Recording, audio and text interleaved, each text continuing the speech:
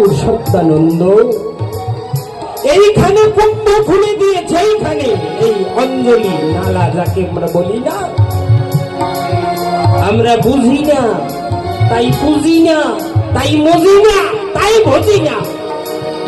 যদি বুঝতাম তাহলে বুঝতাম, পূজন করতে পারছি না। এই মহাকুম্ভ স্নান ঠাকুর সত্যানন্দ নিজ মুখে বলেছে, আজ হইতে মহাকুম্ভের স্নানের স্থল আমি খুলে দিয়ে গেলাম। এইখানে স্নান করলে, ওই কুম্ভে স্নান করলে যে ফল হয়, আজ থেকে সেই ফল হবে। বলেন, এমন করুণাময়, এমন দয়াল এ ধরায় কি আর হবে? যাকে পেয়েছিল যারা, স্পর্শ করেছিল তারা, তারা মহাধন্য মহাপুণ্যবান। না জানি কত জন্মের সুকৃতির ফল তাদের হাতে ছিল, সেই সুকৃতির ফলে পেল। কিন্তু ঠাকুর সত্যানন্দ লয় হয়ে যায় নাই, মনের কথা বলে জানাই, উনি স্বদেহে নাই, কিন্তু উনি লয় হয়ে যায় নাই।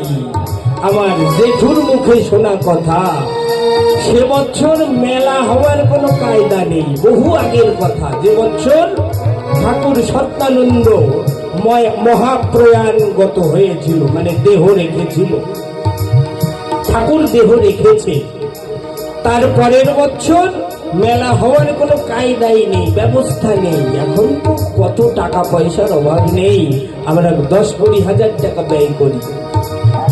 কলকাতায় ঠাকুর সত্যানন্দ কালেকশনে গেছে, এক মাকে গিয়ে বলছে, প্রত্যক্ষ ঘটনা, ও মা একটু মেলার কালেকশনে আইছিলাম আমি সত্যানন্দ, একটু কালেকশন দিবি? ওই মা বলছে, আমার কাছে তো পয়সা নেই। বাবা, তো দেবো কোন জায়গা দিয়ে? তুমি গোসাই মানুষ আইছো তোরে, তুই ওই কোনায় যে হাড়ি সাজায় রাখছিস না, একটা হাড়ি আর একটা হাড়ি, ওই নিচের হাড়িতে তো তুই কালেকশন দেওয়ার পয়সা রাখছিস। ও মা, সেই আনিয়ে দে।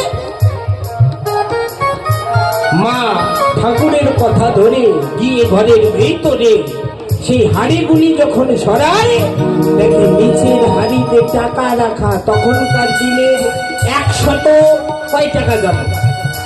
ওই টাকা নিয়ে হেঁটে এসে দরজায় দাঁড়িয়ে দেখে গোসাই নাই। আশ্চর্যিত হয়ে তারা কলকাতা থেকে এসেছিল পাখাঞ্জনের বুকে, এসে জানল ঠাকুর যে কালেকশনে গেছে তার আগের দিনই ঠাকুর ইহলোক ত্যাগ করে সশরীরে আর নেই, বিদেহী হয়ে গিয়েছে। গাল গল্প না, সাতাম না, প্রমাণ বসাস হবে। এমন দয়াল আর কি হতে পারে?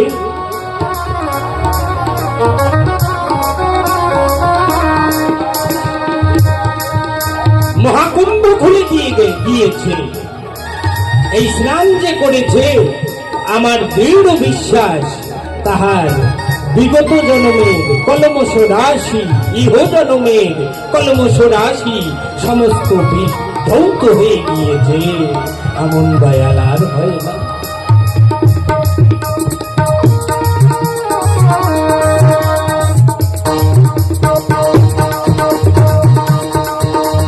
সকল জীবে উদ্ধারিতে সত্য হরির আগমন, সকল পাবে ধরিয়ে তার বল, সকল পাবে ধরিয়ে তার বল।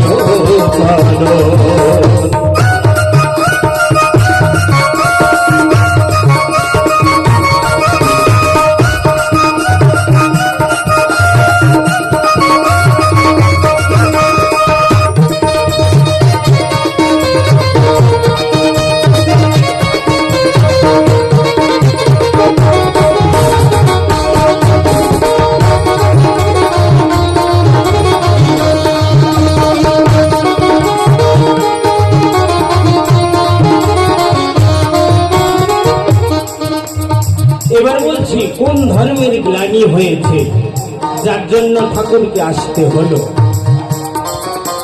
সংসারকে স্বর্গ করল ঠাকুর গুণমণি, মিটাইয়ে দিল হবে সংসারের গ্লানি।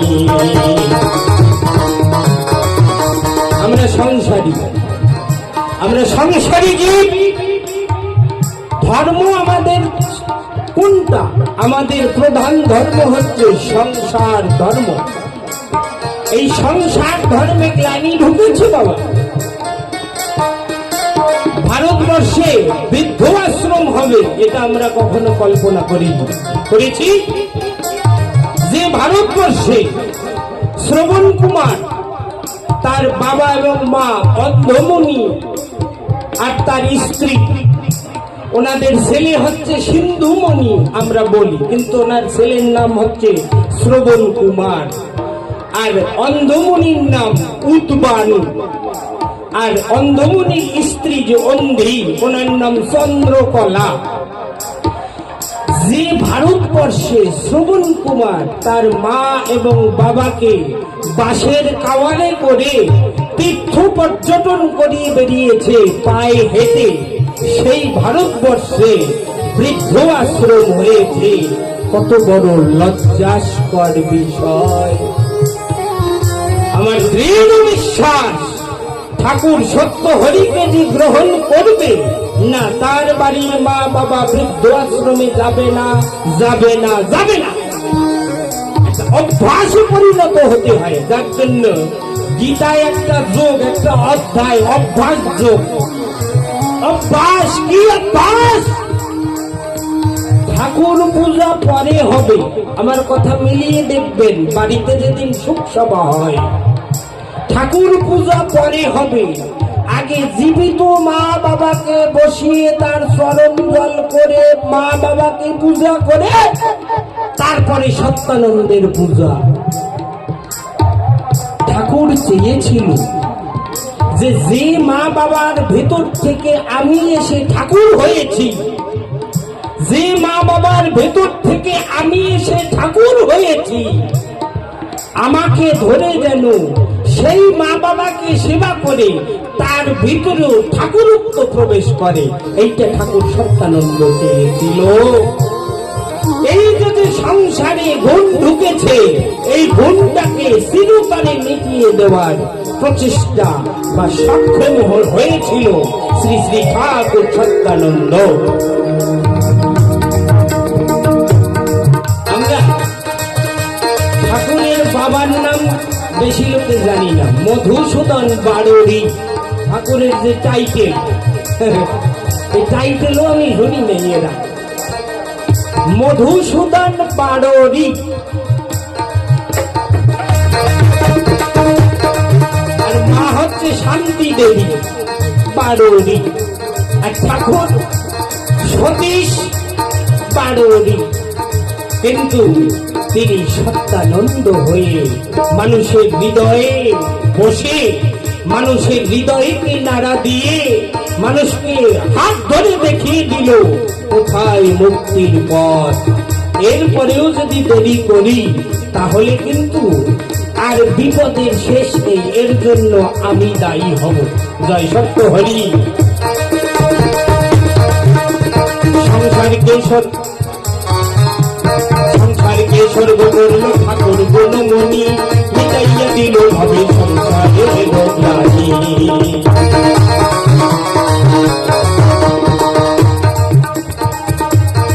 ঠাকুর সত্যানন্দের যে পাঁচালী বই, পাঁচালী বই সবার বাড়িতে হয়তো নেই, হয়তো বা কারো বাড়িতে আছে। পঠন করার সময় কম, তো পাঠ করার সময় হয় না। আমি কিয়দংশ পাঠ করে শোনাচ্ছি আপনাদের। ঠাকুর সত্যানন্দের পাঁচালী। আর্তজীবে রক্ষার তরে শ্রী গণেশ পাগল, গোলকের হরিকে ডাকে ফেলে চোখের জল। গণেশের ক্রন্দনে টলে শ্রীহরির আসন, অতি শীঘ্র আসবে বলে গণেশকে দেন বসন। শ্রীহরি বলে গণেশ আমার কথা নেও। শ্রীহরি বলে গণেশ মধুর গৃহে যাও, মধুর গৃহে গিয়ে তারে শুভ আশীষ দাও। তারপর আসিব আমি মধুর গৃহেতে, মম অংশে জন্ম লব সতীশ নামেতে। কি প্রমাণ পাই? আর আর প্রমাণ দিতে হবে। ঠাকুর সত্যানন্দ যে পরম পিতা পরমেশ্বর, আর প্রমাণ চাই? আর প্রমাণের দরকার হয় না। উনি স্বয়ং এসেছে, স্বয়ং এসে আমাদের কৃপা করেছে। এই কৃপা বাড়িতে সঞ্চিত হয়ে আমরা যেন কৃপণতা না করি। আমরা দৌড়ে গিয়ে যদি তার চরণে শরণ নেই, তাহলে হয়তো ইহ জনম পরবর্তী জনম কত জনম সফল হবে তা গুণে বেছে বলা যাবে না। হরি বল জয় সত্য হরি। সংসারকে সর্বপূর্ণ ঠাকুর গুণমণি,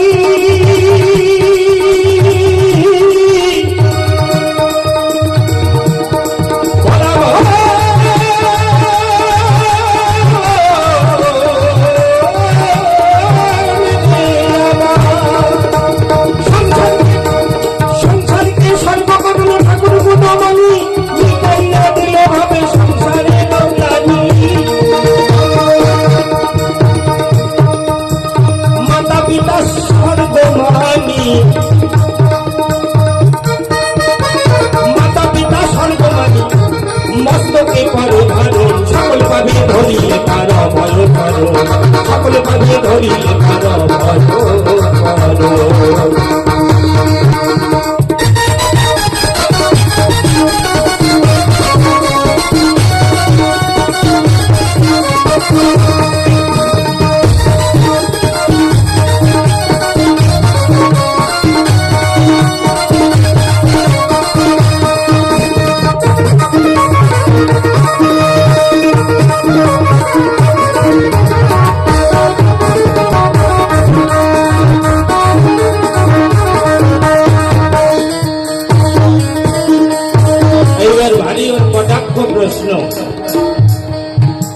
ঠাকুর সত্যানন্দের শিষ্য যারা, তারা শোক সভা কেন করে?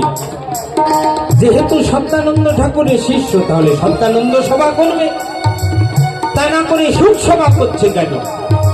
বৈষ্ণবরা বৈষ্ণব সভা করে, সৎসঙ্গীরা সৎসঙ্গ করে, তেন্নাথের মেলা, যারা তেন্নাথ ঠাকুরকে ভালোবাসে তারা তেন্নাথের মেলা দেয়, হরি ভক্তরা হরি সভা করে। কিন্তু সত্যানন্দপন্থী যারা, তারা সুখ সভা কেন করে? ওর বিরাট জিজ্ঞাসা। আসুন গানে গানে শ্রবণ করি।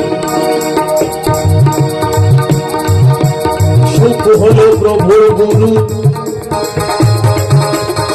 বলিলে তোমারে, তাই গুরু শিরে রেখে ঠাকুর সুখ সভা করে। সুখদেব ব্রহ্মচারী, উনি হচ্ছে ঠাকুর সত্যানন্দের গুরুদেব।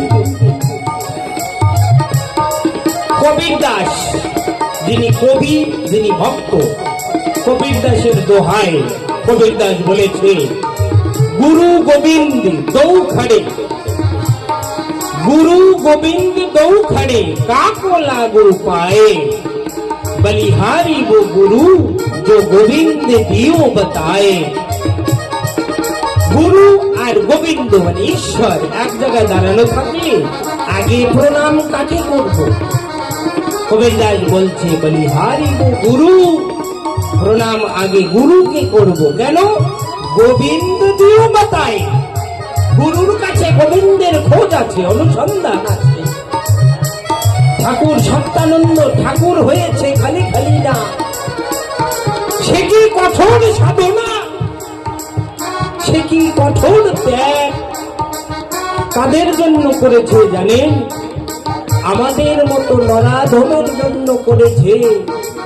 12 বছর বাক্যরুদ্ধ হয়েছিল, না খেয়েছিল, মাটিতে শয়ন করত, হিমালয়ে গিয়ে সাধনা করেছে। কাদের জন্য বলেন তো?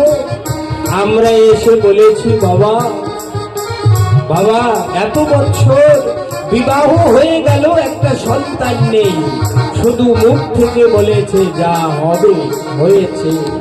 তার হাজারো প্রমাণ আমাদের গ্রামের সমীর হালদার আপনারা ভালো মতো চেনেন।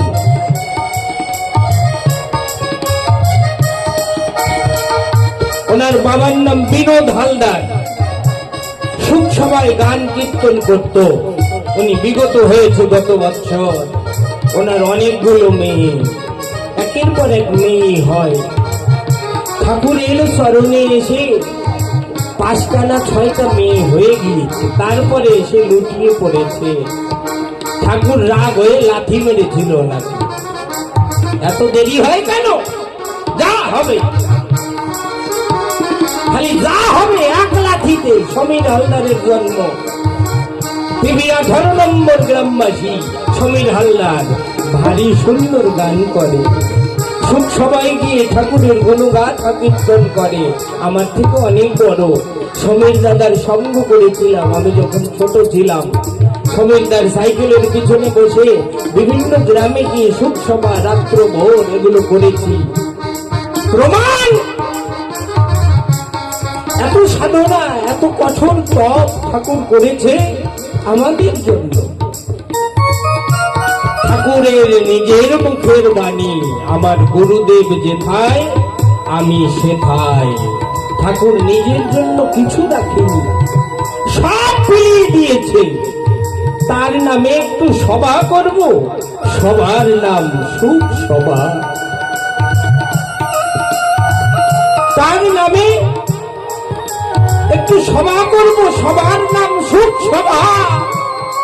তারই স্বহস্তে গঠিত আশ্রম, আশ্রমের নাম নরনারায়ণ সেবাশ্রম, যেখানে সত্যানন্দ শব্দ নেই।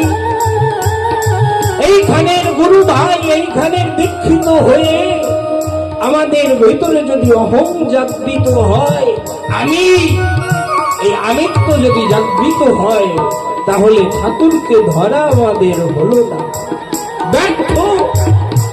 যাকে ধরেছি তার আদর্শ মানব তো। সকল কিছু মিলিয়ে দিয়েছে ভক্তের জন্য, নিজের জন্য কিছুই রাখেনি। যে যা চেয়েছে সে তাই পেয়েছে। হাঁটু জলে ডুব দিয়েছিল 14 নম্বরে। হাঁটু জলে, অনাবৃষ্টি, ফসল শুকিয়ে মরে যাবে। সবাই এসে ঠাকুরের চরণে মিনতি রাখলো। ঠাকুর হাঁটু জলে ডুব দিয়ে আর ওঠে না। অল্প একটু জায়গা খুঁজে তন্ন তন্ন করা হলো। সত্যানন্দকে ওই হাঁটু জলে আর পাওয়া যায় না। দীর্ঘক্ষণ পরে উনি উঠেছে, বহুক্ষণ পরে উঠে বলছে, যা, আর কখনো জলের অভাব হবে না। সেইখানে জল কখনো সুখ হয় না, আজ অবধি প্রমাণ। যাবে 14 নম্বর আশ্রমের পাশে। 34। আমি একটু ভাবে বিহবল হয়ে গিয়েছি তো। 100 ঠিক আছে, কিন্তু 14 হয়ে গেছে। 34।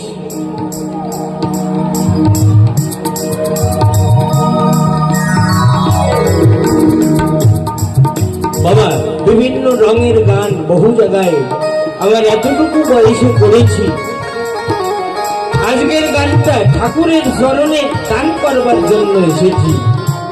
রং সঙ্গের বিভিন্ন গান গাইলে আসর ভর্তি মানুষ হয়, আমি জানি, চারিপাশ দিয়ে ভরে যায়। কিন্তু আমার গুরুদেব শ্রী তারক সরকার, স্বনামধন্য লোককবি, আমার না জানি কত জন্মের সৌভাগ্য ফলে এই জন্মে এসে এমন একজন সঙ্গীতের গুরু পেয়েছিলাম। উনি বলে, নবদ্বীপ আসর ভর্তি লোক থাকতে হবে এমন কথাটা ভাববা না। আসরে কয়জন মানুষ আছে তাই দেখবা। আমরা সকলে মানব হয়ে জন্ম নিয়েছি, নারী পুরুষ নির্বিশেষে। জন্ম নেওয়ার পরে আমরা মানব, কিন্তু মানুষ হতে হয়। জন্মের সঙ্গে সঙ্গে মানুষ হই না, জন্মের সঙ্গে সঙ্গে নরতনু ধারণ করি, মানব দেহ পাই। মানুষ আমাদের হতে হয়। আজ আমার পরম সৌভাগ্য, এমন সোনার মানুষগুলো আমার আসরে বসা। আপনাদের শ্রী চরণ কমলে আমি নত শিরে প্রণতি জ্ঞাপন করছি। ঠাকুরের গুণগাথা কীর্তনে আনন্দ পাচ্ছি, আপনারা শ্রবণ করছেন, এটা দেখে আরো আনন্দ পাচ্ছে।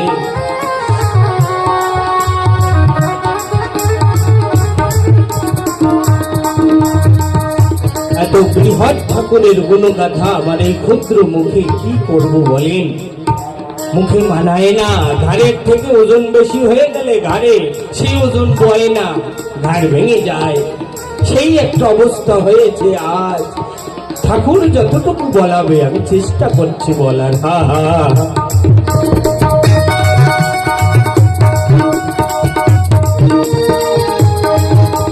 সুখ হলো প্রভুর বলি যে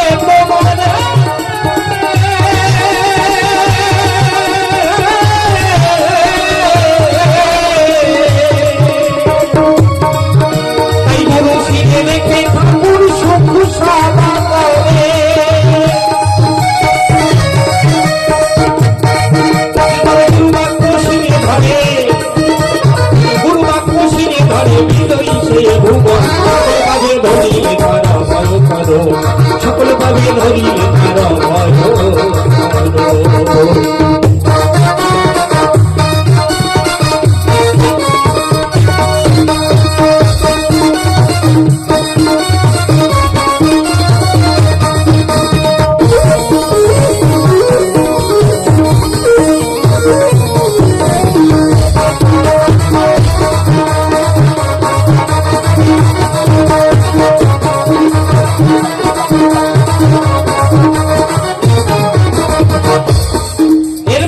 জিজ্ঞাসা, এই সম্প্রদায়ের আদর্শ বলো কাকে মানি, উপাস্যকে বা বলো যদি ঠাকুর জানি।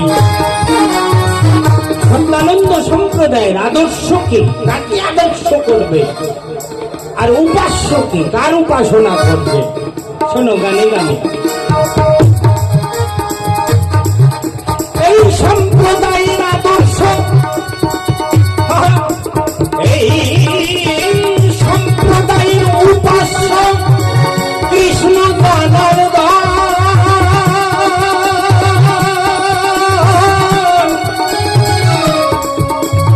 আদর্শ সত্যানন্দ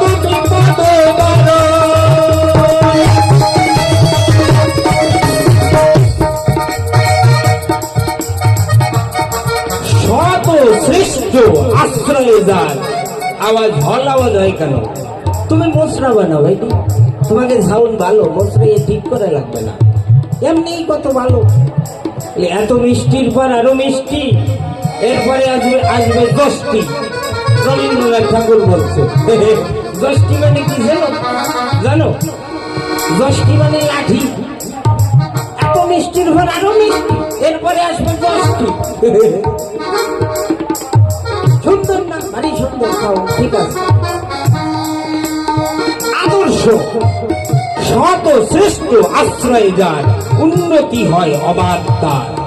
সৎ এবং শ্রেষ্ঠ মানুষকে আশ্রয় করতে হবে, তার আদর্শ প্রতিপালন করতে হবে। যখন এই পারুল কোটে পুনর্বসন হয়, আমরা শরণার্থী তো সবাই, আমাকে পূর্বপুরুষদের জঙ্গলের মধ্যে ঠেলে দিয়ে গিয়েছিল সরকার, জানেন, অনেক জঙ্গল। তখন পুনর্বাসন মন্ত্রী এসেছিল, এই জমি জায়গা দিল না 6 একর করে, পুনর্বাসন মন্ত্রী। ওনার নাম হচ্ছে মহাবীর ত্যাগী। উনি পারুলকোটে এসে জানতে পেল যে একজন ভগবান উদয় হয়েছে পারুলকোটে, নন বেঙ্গলি। উনি এসেছিল আশ্রমে, তখন পাতার কুটি, কোন রকম একটু ব্যবস্থা। এইবার উনি এসে আশ্রমে এসে জল খেতে চেয়েছে। তখন আশ্রমবাসী যারা এই নালার জল খায়, তারা নালার জল পান করে। নালার জল এনে দিয়েছে, ইস গন্দা পানি, নোংরা জল খাবে না। উনি ঠাকুর সুখ বসা চৌকিতে, উনি কাছে না মশাইরা সাহেব আইছে, ওনারে কি আর ভোলা জল দেওয়া যায়? ঠাকুর কাছে একটা নতুন গামছা নিয়ে দেও। দিল। সেই গামছার এক পাশ, এই যে বট বৃক্ষটা দাঁড়িয়ে আছে না, মানত করে নারকেল ঝুলায় পুজো দেয় সবাই, বড় বট গাছ। গামছার এক পাশ বট গাছে ধরেছে, আর এই পাশ থেকে সাহেবকে বলেছে, সাহেব এইবার জল পান করেন। কলকল রবে, শীতল সচ্ছল বাড়ি, মানে পরিষ্কার জল, একদম সঠিক জল এই পাশ থেকে পড়ছে। সাহেব সেই জল পান করছে আর ভাবছে, গামছার ভেতর থেকে জল আসে, গামছা ভেজে না, আর বট গাছে ছুঁয়ে আছে, বট গাছে এত জল এলো কোথা থেকে? আর যে গামছাকে সাহায্য করে জল আসলো সে গামছা বেঁধে না, অথচ জল পড়ে। পুনর্বাসন মন্ত্রী মহাবীর ত্যাগী, ওনার টাইটেলটা ত্যাগী। উনি সমস্ত আমিত্ব স্বামিত্ব ত্যাগ করে ঠাকুর সত্যানন্দের চরণে লুটিয়ে পড়েছিলেন আর ডেকে বলেছিলেন, হে মহাত্মা, আপনার যতটুকু জায়গার প্রয়োজন আপনি নিতে পারেন, মেপে নিতে পারেন, ততটুকু জায়গা আপনার। পুনর্বাসন মন্ত্রী অধিকার দিয়ে গিয়েছিল, তাই আশ্রমের ব্যাপক এরিয়া, এত জায়গায় সচরাচর বিশেষ একটা আশ্রম পাওয়া যাবে না, যে এতটা জায়গা আশ্রম হওয়ার উদ্দেশ্য তাই। এবার আদর্শ কাকে ধরবো আর উপাস্য কাকে করবো? আদর্শ ঠিক হলে তখনই পরম পিতা পরমেশ্বরের করুণা পাওয়া যেতে পারে। আমাদের আদর্শ সত্যানন্দকে আদর্শ করলে পরে সত্যানন্দ নিজে বৈঠা ধরে আমাদের সকলকে দেবে পার করে, থাকবে না আর কোন সংশয়। একবার বদন ধরে গাও ঠাকুর সত্যানন্দের জয়। জয় জয় শ্রীমান স্বামী সত্যানন্দ সত্যানন্দ, হরি হরি বল, হরি বল, হরি বল।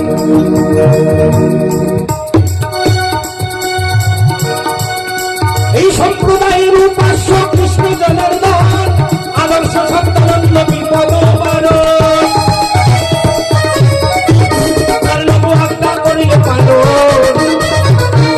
ঠাকুরের নয়টা আজ্ঞা আছে মাত্র, যে পালন করবে সে ঠাকুর হয়ে যাবে, এতে বিন্দু মাত্র সংশয় নেই।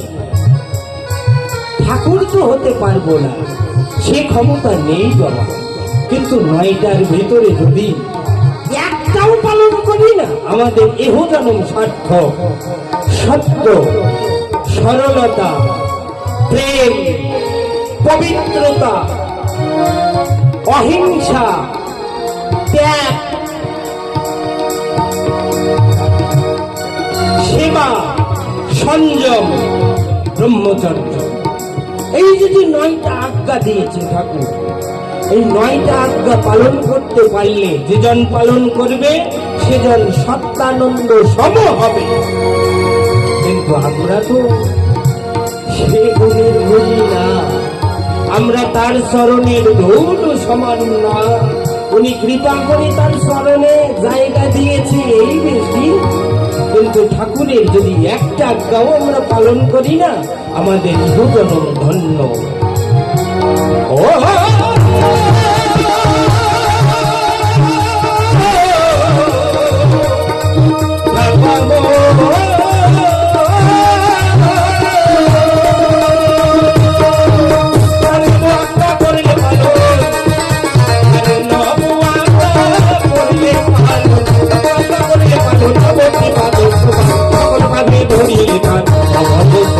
সকল পাবে ধরিলে তার